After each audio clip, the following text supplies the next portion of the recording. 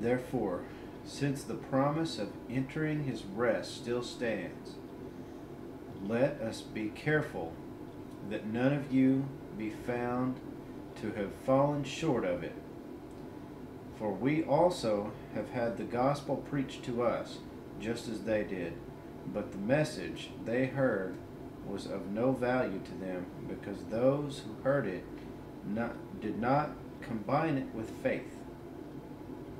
Now we who have believed enter that rest, just as God has said, "So I declare on oath in my anger, they shall never enter my rest." And yet his work has been finished since the creation of the world. For somewhere he has spoken about the seventh day in these words, "And on the seventh day God rested from all his work." And again, in the passage above, he says, "They shall never enter my rest."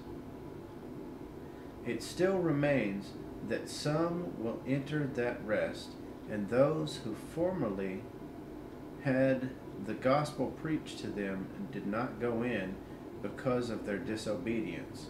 Therefore, God again set a certain day, calling it today, when a long time later he spoke through David, as was said before, "Today, if you hear his voice, do not harden your hearts."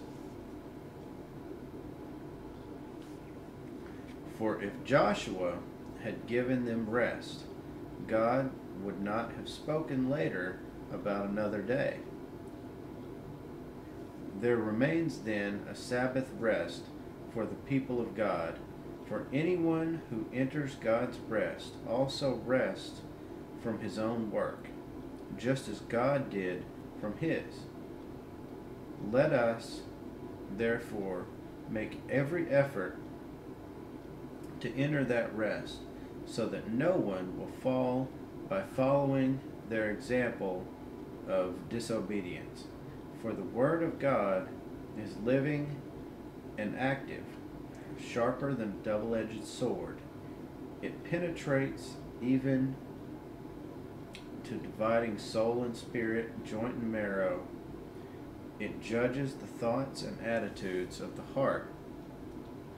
Nothing in all creation is hidden from God's sight. Everything is uncovered and laid bare before the hearts of him to whom we must give account.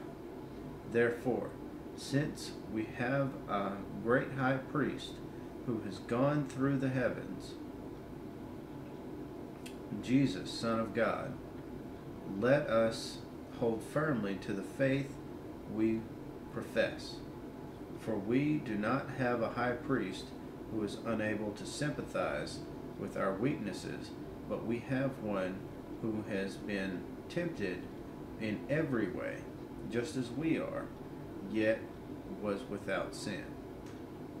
Let us then approach the throne of grace with confidence, so that we may receive mercy and find grace to help us in our time of need.